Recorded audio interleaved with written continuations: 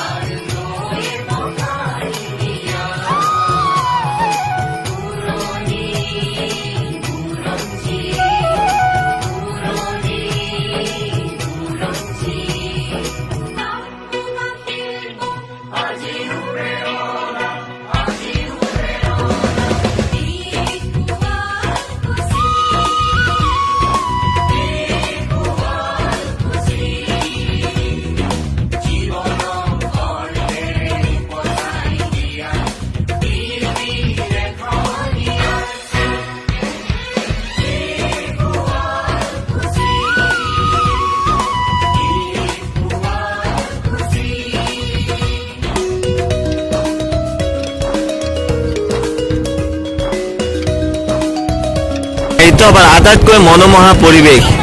আপোনাৰ সোণালী কালাৰৰ কি ধুনীয়াকৈ বনাই দিছে আপোনাৰ চন্দ্ৰধৰ বৰুৱা সোঁৱৰণী মঞ্চ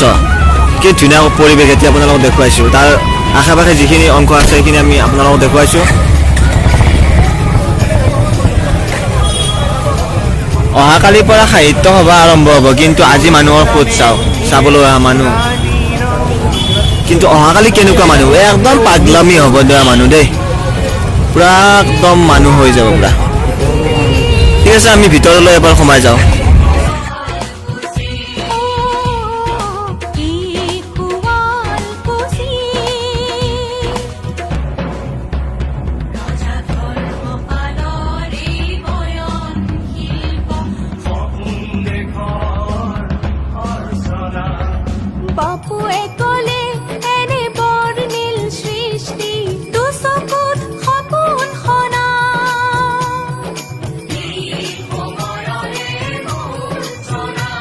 এইবিলাক বনোৱা হোৱা নাই যেহেতু কাইলৈৰ পৰা আৰম্ভ হ'ব ৰাতিৰ ভিতৰতে গোটেইখিনি কাম কমপ্লিট কৰি দিব মানে শেষ কৰিব এতিয়া মানুহবিলাকে ইয়াত চেলফি উঠিব আহিছে আপোনাৰ ৰ'বক এবাৰ ওচৰৰ পৰা চাই আহোঁ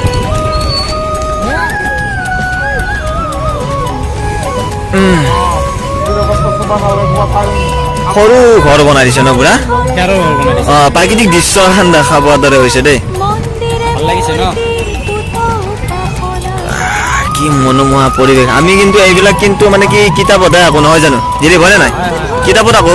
কিন্তু এতিয়া কিন্তু বাহিৰে বনাব লগা হৈছে দেই ঠিক আছে আহিছোঁ ইয়াৰ পৰা অলপ বেলেগ কোনে দেখাম কাৰ্যালয়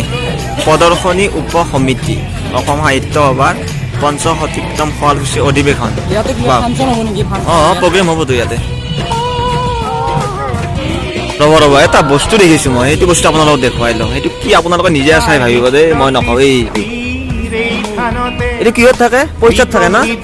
এই পইচাত থাকে কিন্তু শুৱালকুছি বালিচৰতো দেখা পাব আপোনালোকে সাহিত্য সভাত আহিলে পইচাত থকা বস্তুটো দেখা পাই যাব বেছিভাগ আমাৰ 5 টকাত আছিল পুৰণি এতিয়া শুৱালকুছি সাহিত্য সভাত আপোনালোকক দেখা পাব আহিব চাবৰ কাৰণে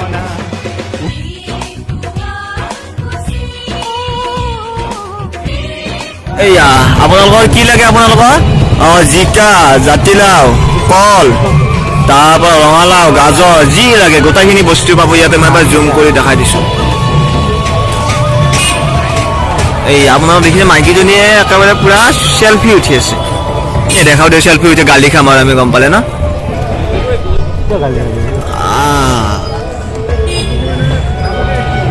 এই পিছতে আমি বাহিৰত ওলাই যাম